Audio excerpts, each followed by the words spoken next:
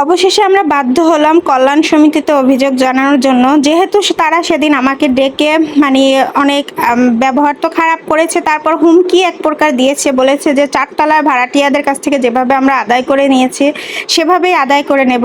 কারণ তাদের এটা পূর্বের অভ্যাস, তারা এভাবেই অভ্যস্ত ভাড়াটিয়াদের কাছ থেকে জোর জবরদস্তি মানে তাদের পুরো ফ্ল্যাটটাকে নতুন করে রাখে তাদের ভাড়ায়, অ্যাডভান্সের টাকা ফেরত না দিয়ে বা এক্সট্রা টাকা নিয়ে। তো আমরা যতদূর জানলাম আগের নিয়েছে। তো তাদের বড় ফ্ল্যাট, তারা 8 বছরের বেশি থেকেছে, তারা অনেক ক্ষয়ক্ষতি হয়তো বা করছে, আমি জানি না। আর সে ভাড়াটিয়া বলছিল যে তারা নাকি 2টা রুম নিজেদের মতো রং করছিল, এই জন্য রঙের টাকা তারা দিতে বাধ্য হয়েছিল, কারণ তারা বলেছিল যে এই রঙের টাকা তারা ফেরত দিয়ে যাবে। তো আমরা হাতে লিখিত অভিযোগটাই দিয়েছিলাম। তো যাই হোক, তারা এভাবেই নাকি টাকা দিয়েছে, তারা আর কোনো গ্যাঞ্জাম করে নাই, যেহেতু তারাও 2টা রুম রং করেছিল। কিন্তু আমার তো আর এরকম কোনো প্রবলেম না। এই হলো আমাদের বাসার মেইন দরজা, হ্যাঁ, যেটার লকটা আগে থেকে নষ্ট ছিল, ওনারা মানতে রাজি না। সেই ভিডিও আমি এর আগে পোস্ট করেছি। এরপর হলো তারা আমাকে পরশুদিন ডেকে নিয়ে যেটা বললো, তাদের দরজা নাকি আমি ধ্বংস করে ফেলছি, দাগ মাগ দিয়ে একদম শেষ করে ফেলছি। আমি জানি না এই দরজা তারা কিন্তু আমাকে কোনো বার্নিশ করে দেয় নাই। 2 বছর 3 মাস, এই মাস গেলে 4 মাস হবে, এতটুক এই কয়দিন ইউজে কতটা ক্ষতি হতে পারে আমি একদম নর্মাল ক্যামেরা দিয়ে মানে করেছি, ভিডিও করেছি। এই লাইট জ্বালিয়ে রাখছি বলে, কারণ বাইরে বৃষ্টি হচ্ছে, অন্য দরজা সব বন্ধ, তাই লাইট জ্বালিয়ে ভিডিও করার কারণে একটু ক্যামেরাটা হচ্ছে, কিন্তু আমি কিন্তু নর্মাল ক্যামেরা দিয়েই করেছি। জানি না এই দরজায় কোনো কলমের দাগও কেউ দেখছেন কিনা। আর ওই যে সাদা সাদা চুন, এটা হলো তারা যখন আগের বার রং করছিল সেই রঙের দাগ, এছাড়া দরজায় কোনো দাগ আমরা দেয়নি। এইটা হলো আমাদের আর একটা দরজা, এইটার উপরে যে সাদা সাদা ছোপ দেখা যাচ্ছে, এইটা আগের ভাড়াটিয়া পুরো স্টিকার লাগিয়ে দরজা ভরে রাখছিল। আমি ওগুলো উঠিয়ে ভালো করে ধুয়ে মানে মুছে রাখছিলাম, কারণ স্টিকার বলতে ওদের প্রজেক্টের কোনো কিছু হবে, যেহেতু তো সেই বাচ্চার প্রজেক্টের জিনিস আমি দরজা রেখে কি করবো, আমি সবগুলো উঠাইছি। দেখেন তারা যখন নেমে গেছে, তারা এই জিনিসগুলোও খেয়াল করে নেয় যে দরজাটা ভরা স্টিকার ছিল, এবং বার্নিশ করা তো অনেক দূরের কথা। আর এইটা এর আগে যেটা ছিল ওইটা হলো আর একটা দরজা, ওটাও সেম এই একই অবস্থা। আর এটা হলো বাথরুমের দরজা আমরা এভাবেই পেয়েছি। তারা প্রায় 30 বছর হয়েছে তাদের বাড়ি, এই দরজা কিন্তু তারা কখনোই চেঞ্জ করেনি, এবং এই দরজা এই ফাটলটা শুরু থেকেই ছিল, এটা আগের ভাড়াটিও প্রমাণ দিবে। তো সেই ফাটলের কারণে তারা নাকি পুরো দরজা চেঞ্জ করবে এবং আমাদের দরজার টাকা দিতে হবে। আর এই যে প্রত্যেকটা দরজা দেখাইছি তারা বার্নিশ করবে, এবং প্রত্যেকটা চৌকাট বার্নিশ করবে, বার্নিশের টাকা আমার দিতে হবে, যেইখানে 2 বছর আগে আমি ওঠার সময় কোনো বার্নিশ করে নাই। এই যে ব্যালকনির দরজা, এইটা নাকি আমি একদম ধ্বংসই করে ফেলছি। কিন্তু দেখুন, এই বৃষ্টি হচ্ছে, বৃষ্টিতে তো এই শীতলাগুলো পরে আমি প্রায় ডলি, আমি এই মাসটা কিছু করি নাই, যেহেতু মাসের শুরু থেকে ওরা ঝামেলা করছে। আর এই যে মানে ইগুলো উঠানো এই বৃষ্টিতে ভিজে থাকে বলে এরকম হচ্ছে। আর বাহিরে বৃষ্টি হচ্ছে, এখনই আমি এই জন্য ভিডিওটা করলাম যে দেখুন বৃষ্টির পানিগুলো কিভাবে ঢুকতেছে দরজা দিয়ে। যেই দরজা এইভাবে বৃষ্টিতে ভিজে থাকে, এবং পানি কিন্তু দরজা খোলা লাগে না, নিচ থেকে কিন্তু অলরেডি ফ্লোরে পানি ঢুকতেছে, কিন্তু বেশি ঢোকে না, মাঝে মাঝে আমি দিয়ে আজকের বৃষ্টি অনেক বেশি হলেও মানে এই সাইডের বৃষ্টিটা কম। তো যাই হোক, এটা হলো আমার আর একটা রুমের ভিডিও।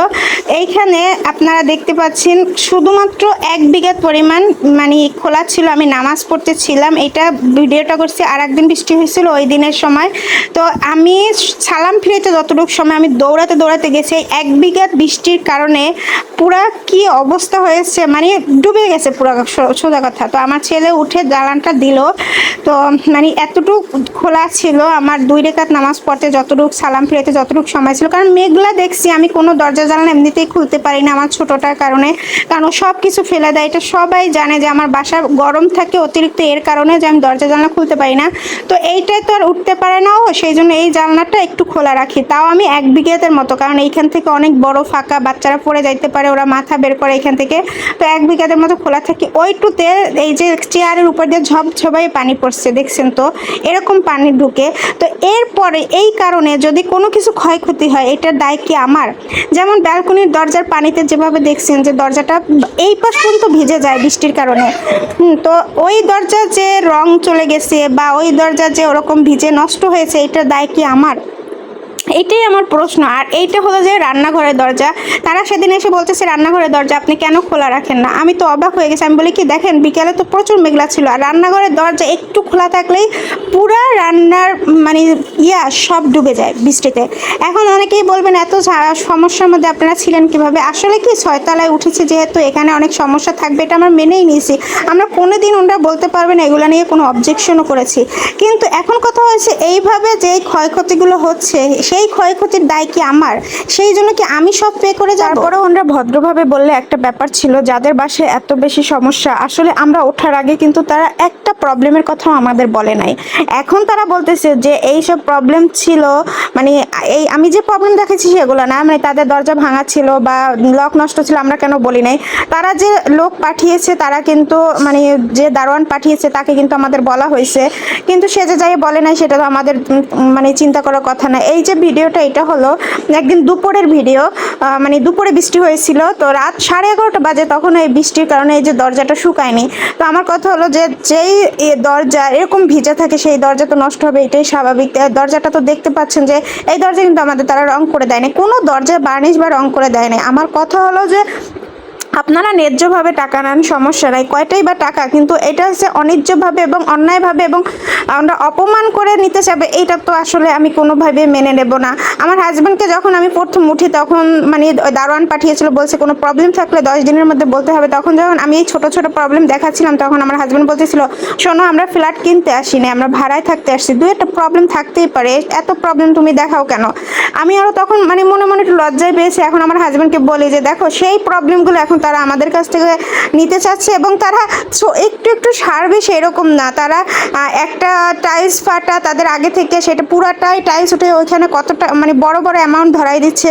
তো তুমি যখন আমি বলছি তখন কিন্তু তুমি আমাকে গুরুত্ব দাওনি, এখন দেখো তারা ওই প্রবলেমগুলোই আমাদের উপর চাপাই দিচ্ছে। সত্যি কথা বলতে আমাদের চিন্তাটা এরকমই ছিল যে আমরা ভাড়া নিতে আসছি, পুরানো বাড়ি, একটু সমস্যা থাকবে এটা স্বাভাবিক। এত ছোট ছোট সমস্যা আমরা দেখলেও বাড়িওয়ালাকে জানানোর প্রয়োজন মনে করি নাই, এখন যে আমরা এত ঝামেলা করবে এটা তো আমরা বুঝতে পারিনি।